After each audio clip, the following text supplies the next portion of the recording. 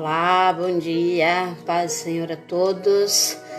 Hoje é domingo e vamos continuar já quase no finalzinho do livro de Lucas. Hoje é o capítulo 20.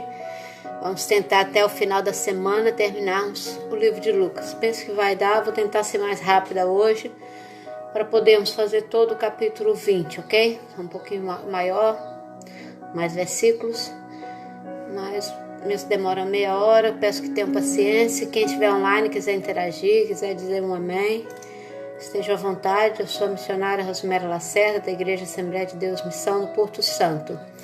Se você quiser partilhar comigo também, quiser comentar, quiser falar também, seja à vontade. É só pedir para entrar. Que tenhamos um domingo abençoado, que tenhamos um domingo cheio de paz, um domingo cheio de alegria dentro das nossas casas, dentro das nossas igrejas. E vamos iniciar então a leitura do livro de Lucas. A autoridade de Jesus em questão. Certo dia, quando Jesus estava ensinando o povo no templo e pregando as boas novas, chegaram-se a ele os chefes dos sacerdotes, o mestre da lei e os líderes religiosos. Lhe perguntaram: com que autoridade estás fazendo essas coisas? Quem te deu esta autoridade? E ele respondeu: eu também farei uma pergunta e digam-me, o batismo de João era do céu ou era dos homens? E eles discutiam entre si, dizendo: se dissermos do céu, ele perguntará: então por que vocês não creram nele? Mas se dissermos dos homens, todo o povo nos apedrejará, porque convencidos estão de que João era um profeta. Por isso responderam: não sabemos de onde era.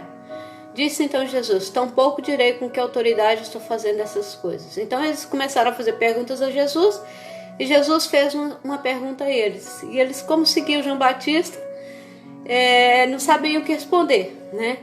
Então, quando nós não sabemos, e como eles não sabiam o que responder, eles dissemos que não sabemos de onde era. E eles fizeram a melhor coisa que podemos fazer quando não sabemos é admitir que não sabemos. Porque Jesus tinha autoridade, Jesus sabia mais do que eles. E muitas vezes, quando alguém sabe um pouquinho mais do que nós, às vezes nós queremos disputar sabedoria, e sabedoria não se disputa, sabedoria se adquire. E eles disseram: não, eu não sei. Então Jesus disse assim: então também eu não vou dizer com que autoridade eu estou fazendo isso. Porque Jesus tinha autoridade do Espírito Santo. Mas se Jesus dissesse com que autoridade ele estava fazendo isso, eles iam começar a apedrejar ou ainda vir mais. Mas Jesus foi sábio. Eles precisavam descobrir Jesus não pelo que Jesus estava fazendo, mas pelo que Jesus era. Então Jesus exerceu aquela autoridade. Eu só vou responder se vocês estiverem convictos de quem eu sou.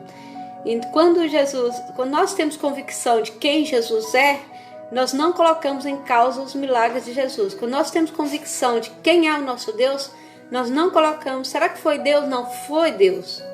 Nós temos certeza de quem foi Deus. Então isso é muito bom, ok? A segunda parte do capítulo 20, começando no versículo 9, fala sobre a parábola dos rendeiros. Então Jesus passou a contar ao povo essa parábola. Certo homem plantou uma vinha, arrendou a alguns lavradores e ausentou-se por longo tempo. Na época da colheita, ele enviou um servo aos lavradores para que lhe entregassem parte do fruto da vinha. Mas os lavradores o espancaram e o mandaram embora de mãos vazias. Ele mandou outro servo, mas esse também foi espancado e trataram de maneira humilhante, mandando-o embora também de mãos vazias. Enviou ainda um terceiro, e eles o feriram e expulsaram da vinha. Então o proprietário da vinha disse: que farei? Mandarei meu filho amado. Quem sabe o respeitarão. Mas quando os lavradores o viram, combinaram uns com os outros, dizendo: este é o herdeiro, vamos matá-lo, e a herança será nossa. Assim lançaram-no fora da vinha e o mataram. O que lhes fará então o dono da vinha? Virá, matará aqueles lavradores e dará a vinha a outros. Quando o povo ouviu isso, disse: que isso? Nunca aconteça. Jesus olhou fixamente para eles e perguntou: então qual é o significado do que está escrito? A pedra que os construtores rejeitaram tornou-se a pedra angular. Todo o que cair sobre essa pedra será despedaçado, e aquele sobre quem ela cair será reduzido a pó. Os mestres da lei e os chefes dos sacerdotes procuravam uma forma de prendê-lo imediatamente, pois perceberam que era contra eles que ele havia contado essa parábola. Todavia tinham medo do povo. Então Jesus usou ali uma parábola sobre a vinha, né? O lavrador alugou a vinha Em determinado tempo, ele mandou um dos seus funcionários buscar o aluguel daquela vinha, a parte que ele tinha direito. E ele matou um. Passado mais um tempo, mandou outro funcionário, eles mataram o outro. Passado mais algum tempo, mandou outro funcionário, eles mataram o terceiro funcionário. E por fim, o dono da vinha mandou o seu filho. E quando mandou o seu filho, eles viram que era o herdeiro.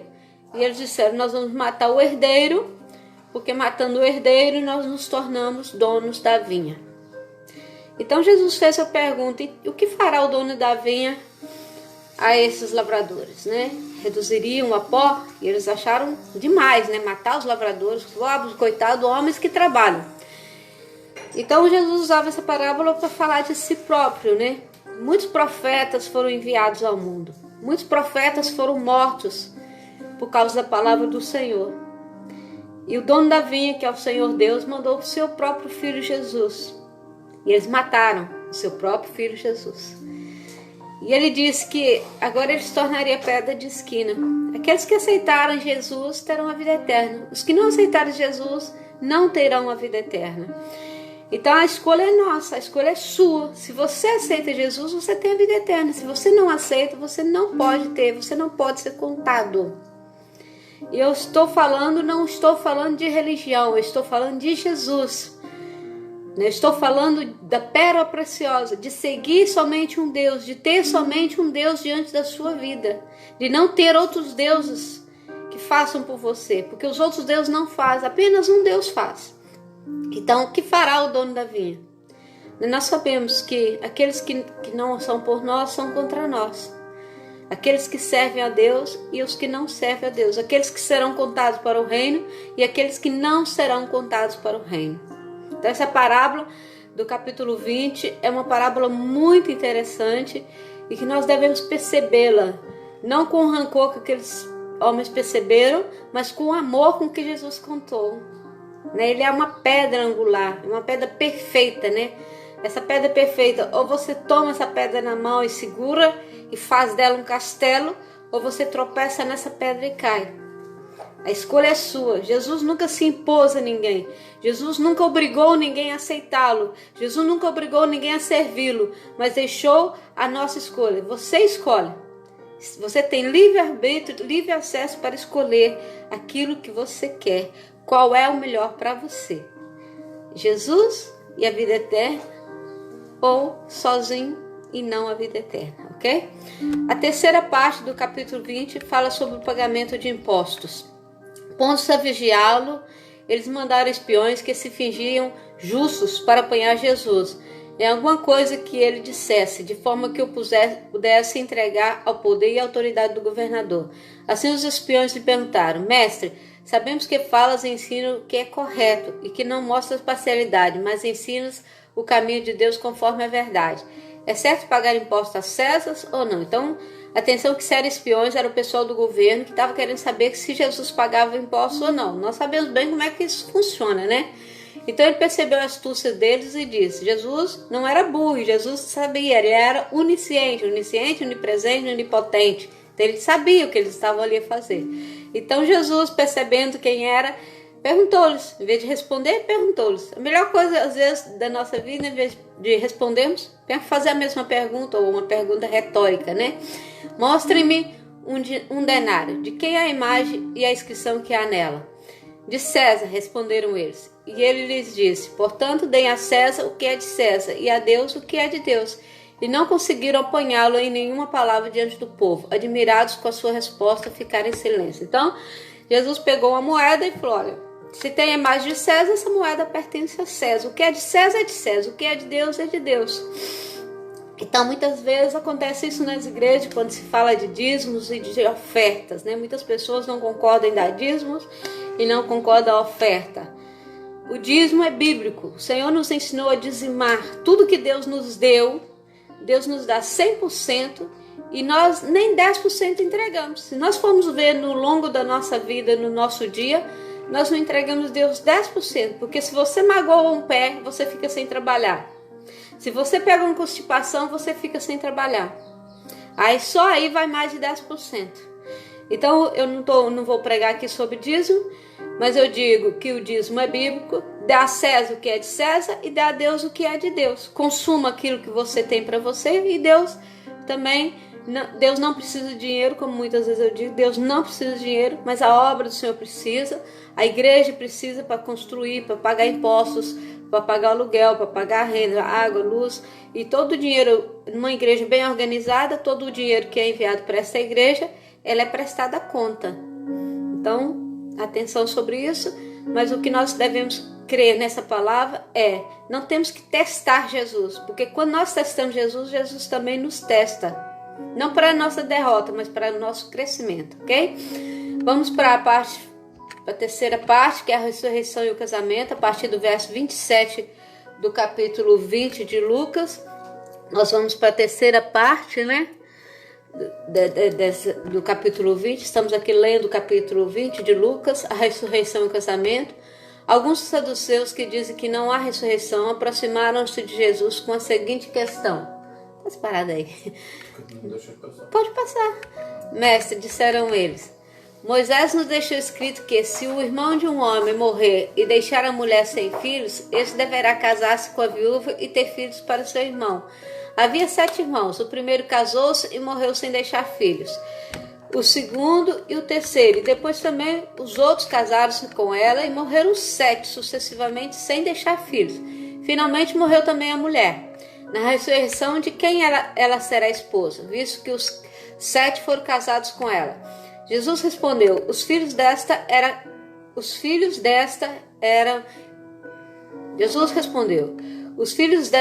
casar-se e são dados em casamentos. Mas os que foram considerados dignos de tomar parte, que há de vir, e na ressurreição dos mortos, não se casarão, nem serão dados em casamento.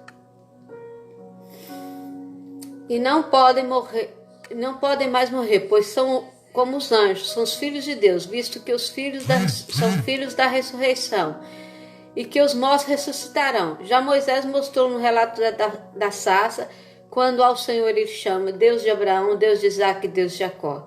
Ele não é Deus de mortos, mas Deus de vivos, pois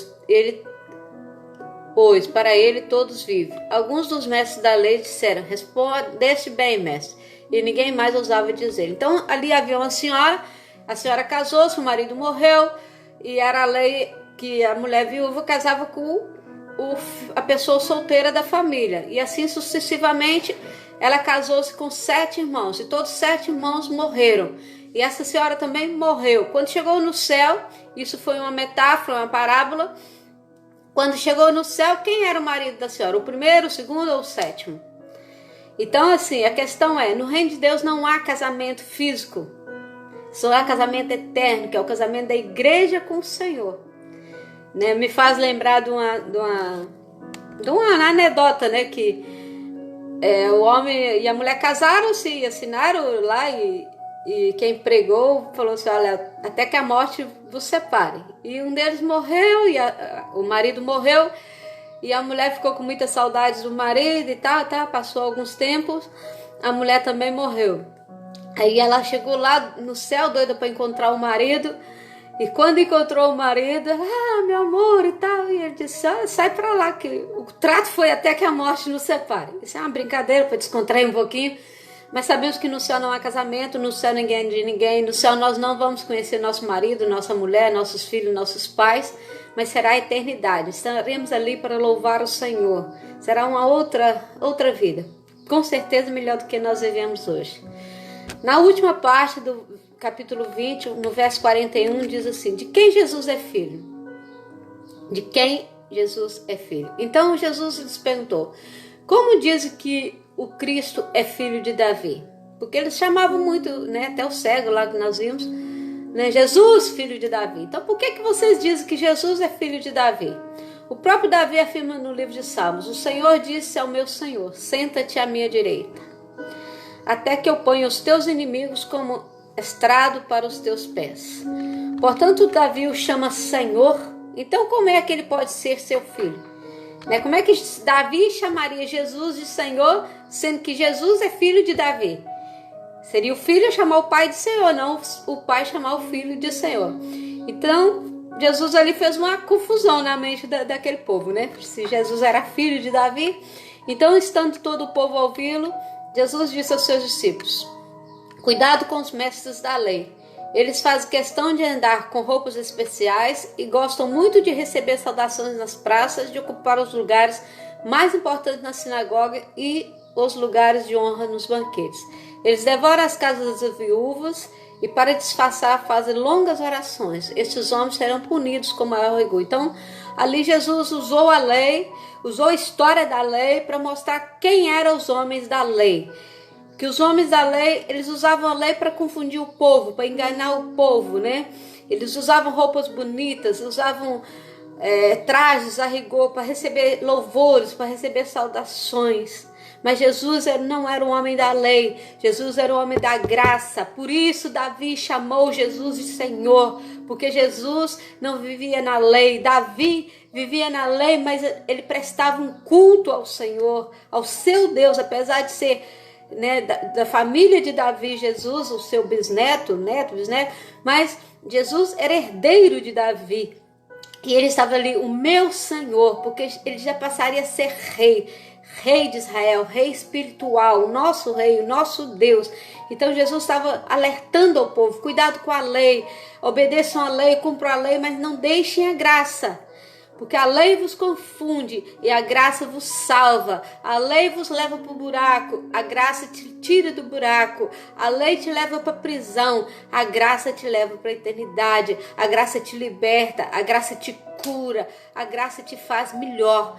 Então estejam atentos às palavras de Deus. Jesus, filho de Davi, Jesus, filho de Davi, tem misericórdia de mim. Jesus, filho de Davi, cuida da minha família, cuida da minha casa. Então nós devemos prestar toda a honra e toda a glória ao Senhor.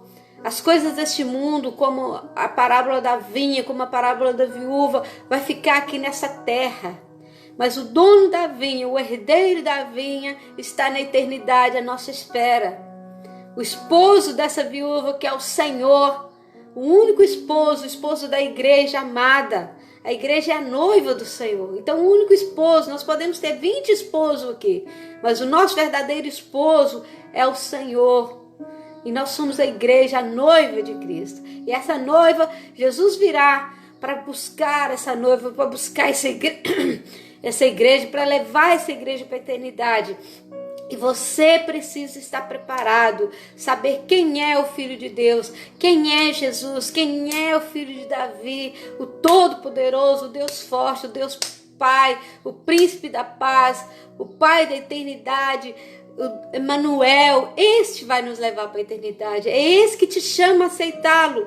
Ouve, se você nunca ouviu um parente seu pregar, te chamar para ir para a igreja, aceita o convite, vá, nem que seja uma vez na vida.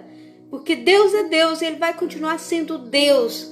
E Ele tem poder para te salvar. Ele tem poder para te levar para a eternidade. Ele tem poder para te guardar. Ok? Tenhamos um domingo abençoado. Aqueles que vão para a igreja com o coração aberto hoje para louvar o Senhor. Chega na igreja, dê uma paz do Senhor com amor. Não podemos dar abraço ainda, mas dê amor. Mostre para a igreja quão bom é o Senhor. Apesar das lutas, dos sofrimentos, de tantas provas que temos passado. E não são poucas provas, irmãos. Estarmos sem trabalho, estarmos dependendo do que vai acontecer, não é fácil, né? Mas Deus sabe. Deus sabe todas as coisas. E nós não podemos fraquejar. Nós não podemos cair diante do inimigo, porque Deus é Deus. E Deus disse a Davi, e Davi disse um dia assim: eu fui moço, agora sou velho. Eu nunca vi um justo mendigar o pão e nem a sua descendência. E eu creio nessa palavra. Eu nunca vi um justo mendigar o pão e nem a sua descendência. Se você é justo, se você é servo, se você é fiel nos dízimos, nas ofertas, se você é fiel a Deus, você não vai mendigar o pão. Tudo pode cair ao seu lado, mas Deus é Deus. Amém? Eu vou orar, que tenhamos um culto abençoado, que tenhamos uma igreja alegre. Faça parte dessa igreja. Seja você a igreja, seja você o louvor a oferecer ao Senhor, ok? Senhor Deus, abençoa as nossas vidas, abençoa o nosso domingo. Que todos nós que vamos para a igreja nesse dia, que temos um culto abençoado, cheio de paz, cheio de graça. Usa os teus filhos que irão pregar, irão ministrar a tua palavra, o louvor, Senhor. Seja perfeito. Muitas igrejas estarão hoje ministrando na primeira vez. Senhor, abençoa os teus ungidos, missionários, pastores, diáconos, obreiros. Abençoa o culto, Senhor, em todas as tuas igrejas, abençoa os teus filhos, Senhor, salva essa terra, cura, Senhor, a enfermidade dessa terra, não deixa os justos mendigarem o pão, Senhor, opera uma grande bênção, uma grande vitória em nome de Jesus. Que Deus abençoe vocês, que temos um domingo abençoado, cheio de paz. Vamos agora, às 10h30, teremos o culto no Campo de Baixo, na Igreja Assembleia de Deus, Missão Porto Santo. Você está convidado, temos espaço, temos álcool, temos máscara, temos distanciamento, dá para ainda muitas pessoas lá dentro. Se não der, a gente tira os nossos e põe vocês, tá bem? Seja bem-vindo, Deus abençoe, beijo no coração, Jesus te ama e eu também.